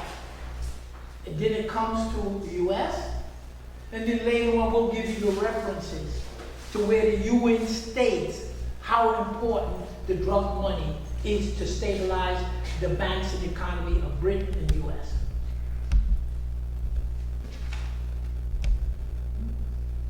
Okay, we finished. Take a break, question and answer, so that we can fine tune it. It's just these subjects I want to bring to your attention. I'll get you in a minute. How long would it take? You got to talk loud, I can't hear so well. How long do you think it would take before this money would come? Before what? The U.S. money would come? It's not extended. It's just going to keep going. You know how your credit card, you jump one credit card, but you're slowly going down. Much of the wealth of this country that you saw here came from the theft and this scheme where everybody had to use the U.S. dollar. They went off the gold standard and then they did what they call a petrodollar. They had to get people using the dollar again. So they went to Saudi Arabia and said to Saudi Arabia, I'll tell you what, I'll give you protection from Israel, from the other Arabs, if you will sell your oil in U.S. dollars. Okay. Okay? Just give me 2 more minutes. We'll take a break so you can get some soup and then we'll come back with questions and answers. Man, so you gotta take a break. That's it. All right, we're gonna have a quick break. Doctor, come back and finish answering her question. We're gonna do a 5-minute break. Zoom, you could unmute yourself and we're gonna have a question in 5 minutes. Doctor wants some soup. Yeah, I'll get some, but, yeah, okay. Yeah, because you said those 81 countries will be gathering together. It's not so much that it'll die. What happens is, we all live in. We live in tight. Many of us are living tight, so we buy less food. You don't buy the car. You find out ways to adopt your living style. Your living style will drop. All of our living condition is slowly draining. The country here, for the masses of people, the 98% of the people, all of our living standards are dropping. The handful of people who run the country, they don't pay taxes. So they're going to still basically don't feel it. Because every time you have a recession, even now, people are laid off, people are home to foreclose, but the rich keep getting the paper money. They still living good, yachts and stuff. So to them, it don't mean anything. To me and you, we see the fact that the average adult cannot retire. You can't retire in this society anymore. $1,500 of Social Security, $1,000 if you're lucky to get a pension. What are you going to do with $2,500? So it isn't a matter of it's going to die. It's the living standard. It's going down. Simple as that. They can't steal from Africa that's stealing. So it's for the masses. The best way I can say it is the masses of the people, if you want to count the United States, your material standard of living is gradually. The Europeans, they're in recession. Prosperity, to a certain extent, isn't what it used to be. That high time in the 60s, 70s, 80s, 90s. So it isn't so much it's going to collapse, it's for you to understand that your material standard of living is dropping. Everything is dropping. Quality of food, taxes going to go up. And that's just the way it is. We're going to survive. We've been surviving.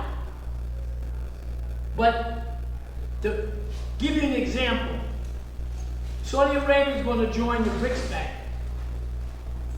When they did what they call it, the petrodollar, the United States said, I will physically protect you, but you must sell your oil in dollars. At that time, Saudi Arabia was very powerful. So when Saudi Arabia sold their oil in dollars, the rest of the country sold it in dollars. So now that was a way to get people to use the dollar, because nobody was using the dollar. The dollar had collapsed. 1971, 74, it was collapsed. So the thing is to get people to use the dollar again. So Saudi Arabia, the United States said, this is what we're going to do. Sell your oil in dollars to get everybody back to using. Remember after 71, when they get in the gold standard, nobody would use the US dollar.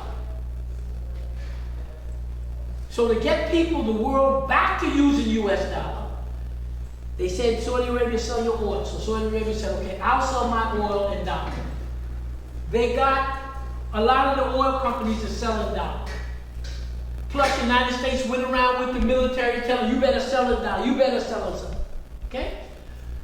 So when the world was using the US dollar for most of the trade from 1945 to 1971, 45, 55, 65. For 25 years, the world had been using the dollar. But in 71, because they didn't have enough gold, the world stopped using the dollar. From 71, 72, 73, 74. So finally the United States went to Saudi Arabia and said, look, sell your oil in dollars. Make sure, because everybody went back to bartering and living like you did before. So when Saudi Arabia agreed to sell their oil in dollars, that meant the rest of the country, oil companies, started using dollars. And then it got to the point that anything you traded, you had to use dollars. So it kind of got back to the way it was. Okay. So now, the United States said to Saudi Arabia, but I will protect you from Israel and the rest of them.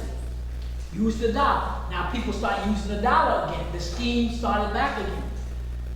They said to Saudi Arabia, but you must, the weapons that we're going to use to protect you, you got to buy it from us.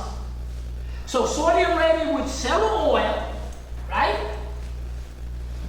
They would sell the oil, and Saudi Arabia will get all this oil money because it's a small country. They would sell the oil, and they would get this amount of money for the sale of the oil. So now the United States got everybody using the dollar again, and it got cheap oil. The oil was $4 a barrel. So Saudi Arabia had the guarantee that they would have, U.S. will always have an ample supply of oil, and that it's only for $4. Getting it for almost nothing. Okay.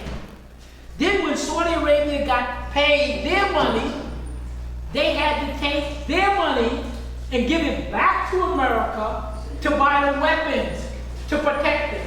Then they had to take more of their money, give back to America to house the American troops.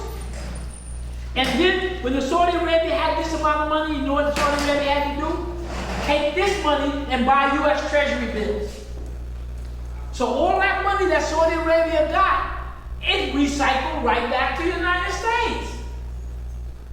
So they had it made. Because the United States got all this oil for almost free, making money, billions of dollars, because Saudi Arabia got to buy the weapons, Saudi Arabia got to house the people. Then the United States began to really industrialize, really begin to grow big. And so that's one of the reasons why the United States could give, why oil corporations could grow so fast. You cannot develop a powerful country without oil and gas. They steal it from Venezuela. They get it from the United States, okay? The Dutch are stealing from Indonesia. They're stealing from Venezuela. The English are stealing it from the Arabs. The Europeans are stealing all your stuff. So that's what happened to Saudi. And that arrangement, after 30 years, Saudi Arabia came back to the United States and said, remember all those treasury notes I had to buy from you over the last 30 years? I figured it should be $3 trillion. The U.S. says it's only 250 million. What? So they stole their money. What you gonna do about it? You don't have this, that gun. And that's what Russia is doing in that war, tearing them up. The United States, remember we said in Saudi Arabia oil field, somebody had bombed it and those Patriot batteries didn't, shoot down any of the missiles. Either they didn't want to, or the missile, or the Patriot missile battery is no good. Okay. Last week, Russia sent in some of them hypersonic missiles. This is what they're reporting.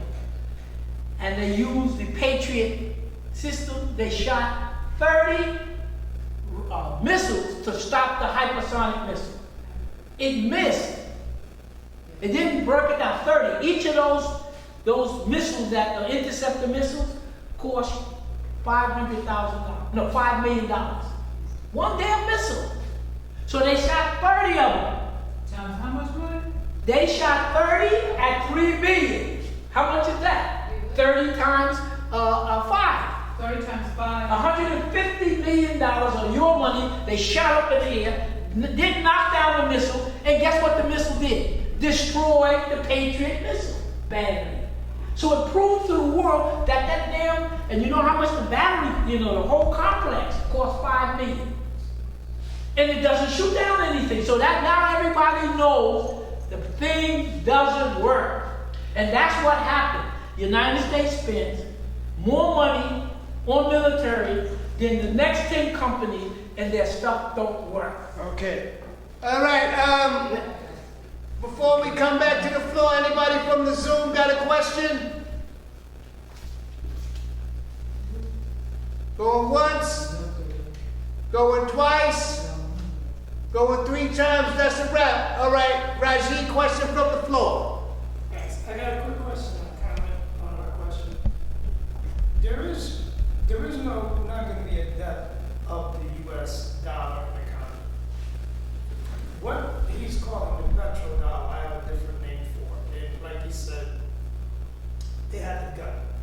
It's not a petrodollar, it's the barrel of gun dollar. And I got another name for it. You can talk to me offline. The people that I talk to, people I listen to, where I get my news, they are doing the same thing the rest of the world is doing. There's 2 Americas now, and they are going off the dot. My question to Doc is, do you foresee any way that within the next, 36 months to 5 years, that this country will fall in line with the rest of the world and, for lack of a better word, just chill the hell out and stop this?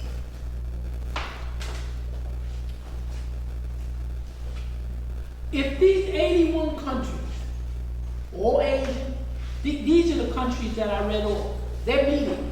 They don't want any damn thing to do with the dollar. Zero. Why would you want the dollar to interfere with a trade that they have nothing to do with? Every Asian country, every African country, and since they want to do business with people who are doing business, the United States don't do business. They got nothing to sell. The only thing they got is weapons, and the weapons don't work. They don't work. They just knock out the Patriot missile, okay?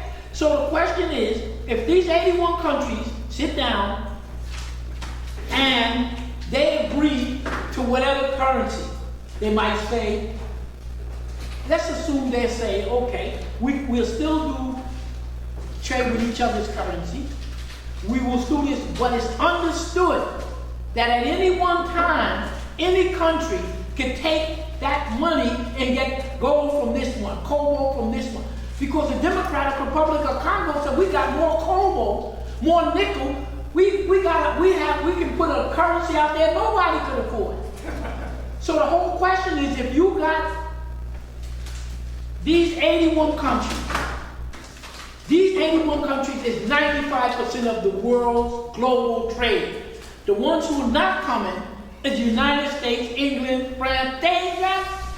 I don't want to curse this. They have nothing. What does England have? Nothing. What do the United States have? Basically nothing.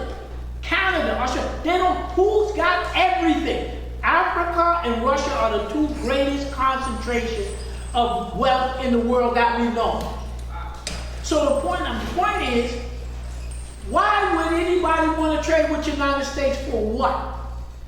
If nobody ever has to come to the United States for anything, but the United States needs what the rest of the world. For instance, they want to make, what you call these cars? Electric cars. You need lithium. You know how many lithium plants they have in the United States? 0. They're trying to put up a lithium plant, but the indigenous people, so you need a vast amount of lithium. Australia doesn't have it. Let's take the white areas. Australia doesn't have it, Canada doesn't have it, US doesn't have it, Britain doesn't have it. UK doesn't have it. So if these 5 white countries, the 5 eyes, the colonialists, add on Germany, add on France, all the colonists, how much lithium do they have? 0. They can't feed themselves. They can't feed themselves. Anything that the United States needs to manufacture, they gotta get from somebody else. So what if the rest of the world says, there's nothing that you America have, US, that we need? Why am I gonna trade with them? These people, you know who's really panicking? The white Anglo-Saxon Rockefellers and stuff. Because their wealth has been come They come from stealing from everybody. The stealing is over. Where are you gonna get your wealth from? Where are you gonna get the lithium from? So you look at Afghanistan. What happened in Afghanistan? They stayed 20 years. Afghanistan didn't attack the United States. The United States blew up their own building according to the fire department and stuff. But in Afghanistan, strategically, Afghanistan is here. And they were able to spy on Pakistan, India, Saudi Arabia, Iran, China. It's an excellent place with the mountain to put your things. You can monitor everybody. Then you got unlimited dope, poppy. They even admitted that. In China? This is Afghanistan. You can spy on all of the countries there. They have massive poppy. The government said the poppy production went up 20 times when the United States got. So you got the poppy. You have the lithium. You want to make cars, there's the lithium, there's a drug trade, there's a lithium trade, plus they took 3 trillion. They admit to using 3 trillion of your tax dollars, stick in their pockets. That's a gold mine. $3 trillion that the banks and everything, that's much richer. Got all the drugs you want, all the dope you want, all the lithium. It was a gold mine.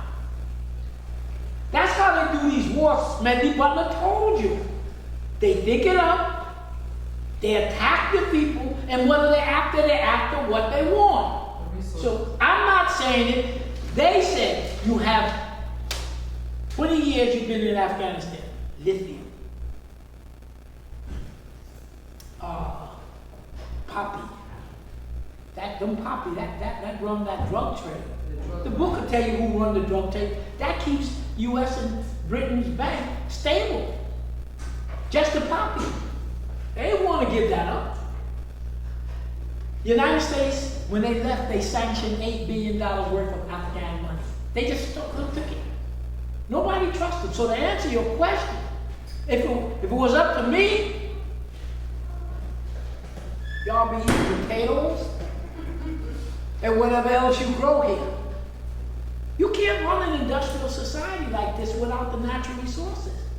And that's what made the United States and Europe, it made them what they were because they took free land, they took an African-based person to build up the thing, and they've been stealing for the last 150 years.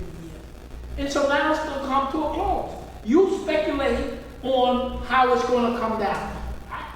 So this entire thing, colonialism and all this stuff, was a temporary setup because it had no legs at all. Last 300 or 400 years, they've been living good. And that's it. That's it. The silver that Spain used to trade with China, the Spanish went and they wanted furniture and silk. They used the silver. China and them were dealing with silver. They stole it from the people in Central South America. Now, when Spain would buy what they want from China, oh, you have furniture, you have porcelain, you have something, they give the Chinese silver. The Europeans didn't have a damn thing to give them. So they had to sell the drugs. They didn't have anything. So I don't know the answer. The best way I can answer the question, if the rest of the world didn't, ask yourself, what does the rest of the world need from the United States of America? And if you come up with an answer, my answer is nothing. I'd say 20% of your electricity is generated by nuclear. All of the nuclear they buy from Russia. All of the nuclear plant in Europe, they buy from Russia. Russia refined their nuclear plant. So 20% electricity comes from them. And the oil, the United States is the #1 oil producer of the world right now. But they're doing shale. So when they sell this shale oil, the people say it got rocks in it. It's inferior. And how much longer you think the shale is going to last? You're doing massive pollution of the aquifer. The United States used to be the largest exporter of wheat, corn and soybeans. They're not number 2, 3, and 4. They screwed up they decified the soil. They used the water. Anybody from the Zoom audience got a question? Zoom audience, anybody got a question? Okay, one last question from the floor. One last question, Raji. Okay, I'm gonna go back. to Question? Another part of the question. Do you think that the global population of all these countries, do you think they have any concern for the 70 million black people in this country? And do you think that that would be a door that could be open to assist? Say that one more time. Do you think those nations, those 84 nations? What nations? Oh, the 84. The 84 nations that you spoke about that owns, 2/3 of the wealth in the world. No, they own 95% of the wealth is in, those nations are African nations. Right. They're Asian nations, the Central. They have 95% of the world natural resources. Right. Okay. Now, do you think that that those nations, or any of those nations, maybe one or two of those nations, will have has any concern for the 70 million black people that are living? Yeah, exactly. Like 7 million black people that live in where? here. What the hell I care about you? Oh shit. If you in Indonesia, you know what my friend's father used to tell me? Your problems are your own. Oh wow. You here. You've been living good. You gonna get just what they're gonna give you. Why should a country in Indonesia trying to get a good deal to develop this country? Why would they care for you? Then they say to you, did you help us? So I didn't say that they didn't care, but I just tell you what my friend's father said. Your problems are your own. Yeah. Damn, you kidding? Every man on his own. We've been doing pretty good here to survive this long under these circumstances. Black people Okay. are incredibly strong. We had no choice. All right, ladies and gentlemen, give Dr. Lewis a great big hand. Zoom audience, we appreciate you. Live audience, we appreciate you. We want to thank Dr. Lewis for coming through and giving us this lecture. This lecture will be on YouTube tomorrow under the B.K. William Mackey Jr. Zoom audience, thank you for your participation. And give yourself a great big hand. Thank you very much. We got to get Doc back to Jersey. So do the best you know how to survive. Just keep on